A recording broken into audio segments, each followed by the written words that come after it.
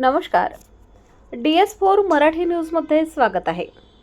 येवल्याच्या राजकीय गटातून गेल्या काही दिवसांपासून येवल्याच्या राजकारणात स्थानिक पदाधिकाऱ्यांच्या पक्षप्रवेशाबाबत विविध चर्चा आणि तर्कवितर्क लावले जात होते. मात्र या सर्व चर्चांना आता पूर्णविराम मिळाला आहे. येवला शिवसेनेचे उपजिल्हा प्रमुख अमोल शिंदे, नगर परिषदेचे गटनेते तथा नगरसेवक गणेश शिंदे आणि नगरसेवक एजाज मेंबर यांनी कोणत्याही राजकीय पक्षात प्रवेश केलेला नाही, हे आता स्पष्ट झाले आहे.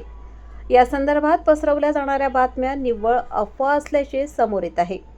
राजकीय वर्तुळात रंगलेल्या या चर्चांना खुद्द संबंधित पदाधिकाऱ्यांनीच आता स्पष्ट शब्दात खोडून काढले आहे. येवल्याच्या विकासासाठी आणि जनतेच्या कामांसाठी आम्ही आमच्या भूमिकेवर ठाम असल्याचे या नेत्यांकडून स्पष्ट करण्यात आले आहे. DS4 मराठी न्यूज साठी दीपक सोनवणे, येवला. येवला शहर में 2-3 दिन से कुछ अफवाह चल रही कि शिवसेना के नगर सेवक राष्ट्रवादी कांग्रेस में प्रवेश कर रहे। मैं मीडिया के माध्यम से ये बताना चाहता हूँ कि ऐसी कोई अफवाह, ऐसा कोई हमारा इरादा नहीं है। हम सभी शिवसेना के और शिवसेना में ही है।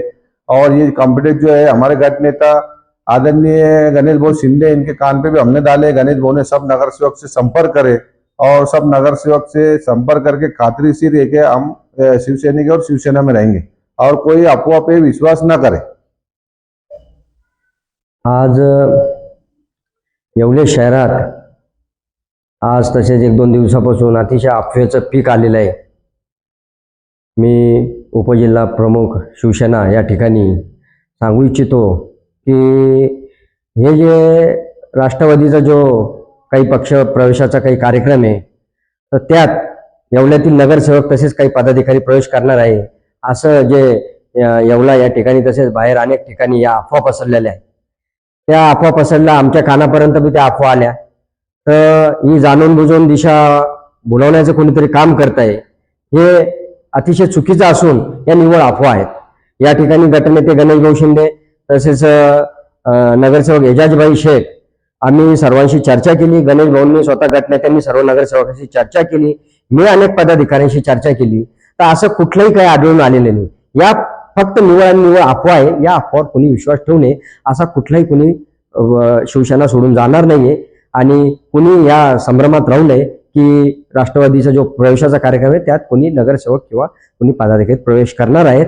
ही निव्वळ अफवा आहे आणि अफवावर कोणी विश्वास ठेवू नये.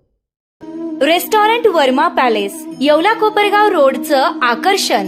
Restaurant Verma palace, luxury rooms, multi cuisine restaurant आणि भव्य banquet hall, AC rooms, terrace garden आणि स्वादिष्ट जेवण. एकदा भेट द्या. आपल्या अपेक्षापेक्षा जास्त सेवा मिळेल. ठिकाण येवला कोपरगाव रोड, उपजिल्हा रुग्णालय शेजारी, येवला.